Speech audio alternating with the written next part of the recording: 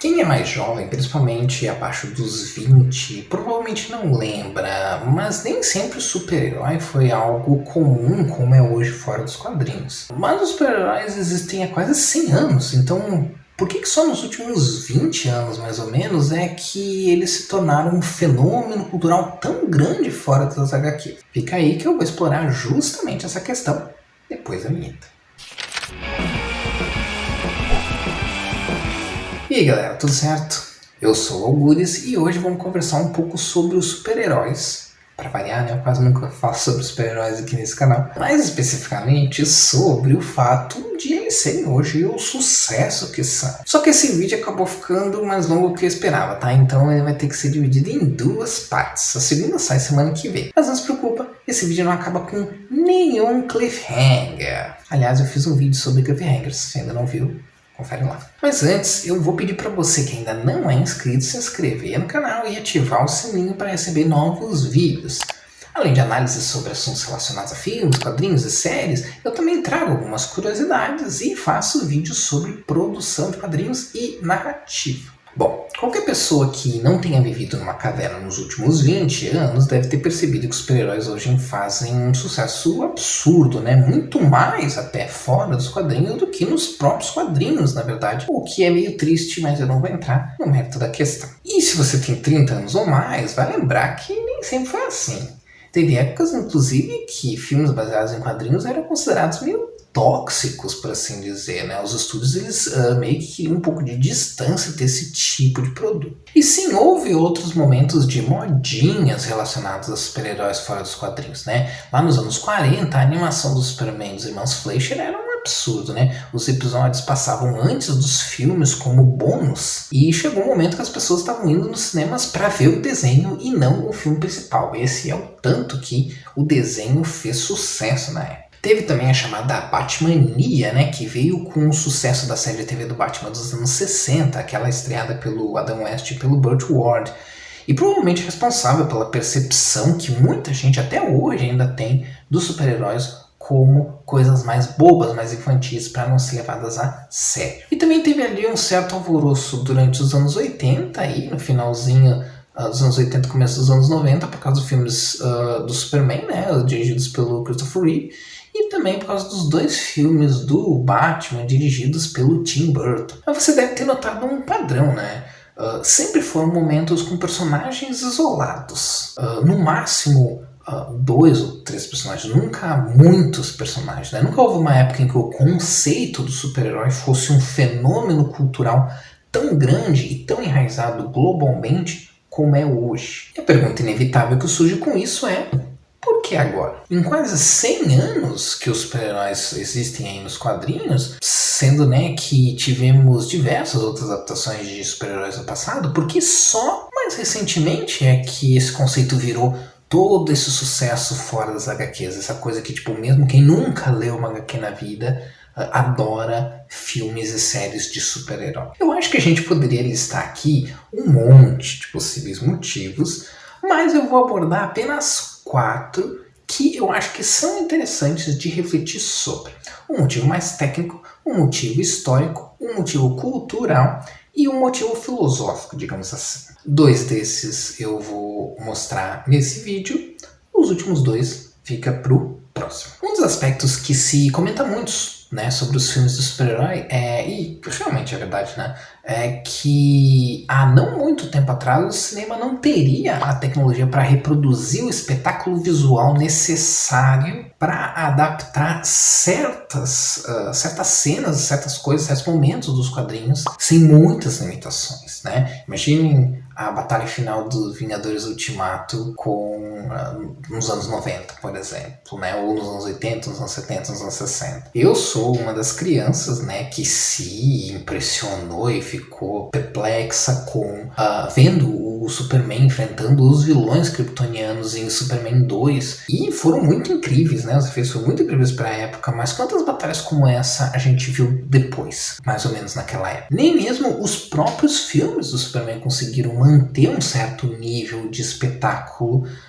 com as limitações que a tecnologia tinha até aquele momento. Então a gente pode argumentar que sim, até era possível reproduzir de alguma maneira batalhas de super-heróis nos filmes, mas mais como exceção do que como regra, porque era tudo muito mais efeito prático, né? É muito mais difícil de fazer, muito mais caro, né? Os efeitos visuais só começaram a ser mais aperfeiçoados mesmo com os filmes catástrofe dos anos 90. Inclusive, falando dos filmes catástrofe, que é outra coisa, outra bobagem que eu adoro, eles eram um carro-chefe de Hollywood nos anos 90, né? E também contavam com grandes efeitos especiais. Essa é os dois bons paralelos que dá para ser feito entre os filmes catástrofe dos anos 90 e os filmes de super-herói.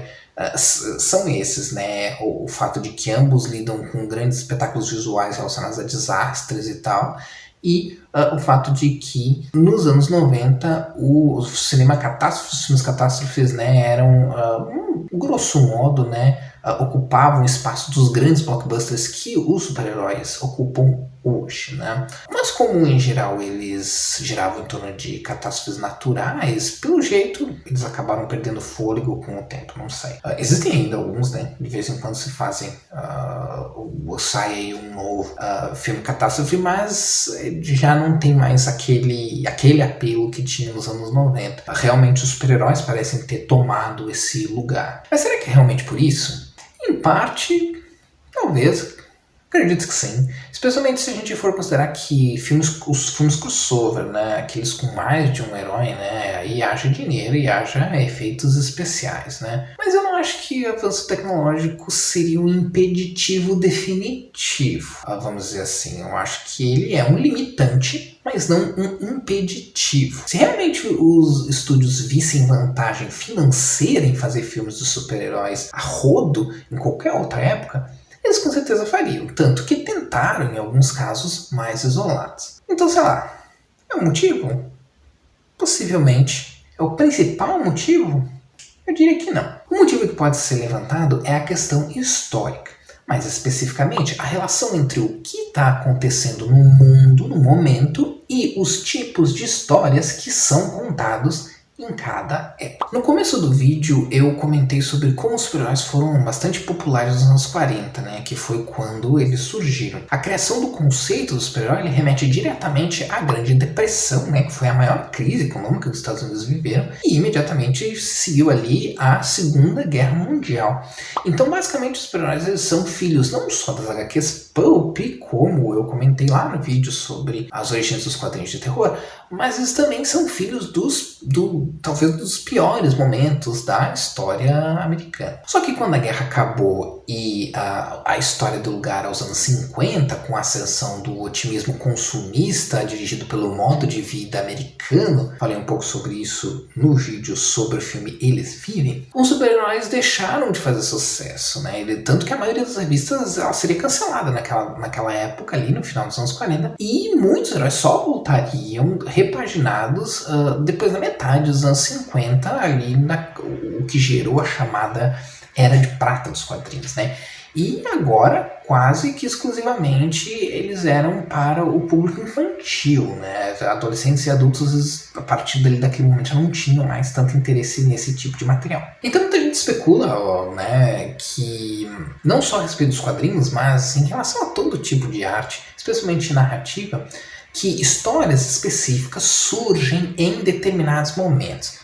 Então, histórias mais otimistas, como de super-heróis, podem emergir em períodos mais sombrios, por exemplo. Eu acho que pode ser em parte verdade. Mas você também poderia argumentar que é nos momentos sombrios que surgem obras que mais desafiam o status quo, o que não é necessariamente o que os super-heróis costumam fazer. Às vezes eles fazem, mas não sempre. Mas pode ser um motivo. Afinal, o Superman, quando surgiu, ele meio que era um instrumento de disruptura social. Ele era defensor do homem comum, do trabalhador que não tinha como se defender de uma polícia corrupta e políticos ineficientes. Naquela época, ele saía por aí obrigando prefeitos a mudarem as leis de trânsito, para vocês terem uma ideia. Então, talvez tem alguma coisa de verdade nessa hipótese. Principalmente se a gente também considerar que hoje em dia algumas das histórias mais populares são aquelas que muita gente diz que desconstrói o gênero de super-heróis. Embora eu discorde um pouco dessa afirmação, mas esse é papo para outro vídeo. Como The Boys e Deadpool, por exemplo. Ao mesmo tempo, de longe os super-heróis e o universo mais famoso, mais popular, que as pessoas mais se interessam, é o universo Marvel. Que muitos criticam por ser mais formulaico e por não se aprofundar muito em temas do mundo real, nem mesmo quando esses mesmos temas aparecem nas histórias. Então fica a seu cargo decidir se essa relação entre tempos mais sombrios e histórias de super-herói possuem algum fundamento. Eu queria continuar, mas o resto do conteúdo faria esse vídeo ficar muito longo e eu levaria muito tempo para editar. É sério, eu edito no computador bem ruim. Então vamos deixar para semana que vem para terminar essa conversa falando de mais 2 possíveis motivos. Um deles tem a ver com ninguém mais, ninguém menos do que o polêmico Alan Moore. Até a próxima! 80, comecinho dos anos 90, com os 2 filmes do Batman dirigido pelo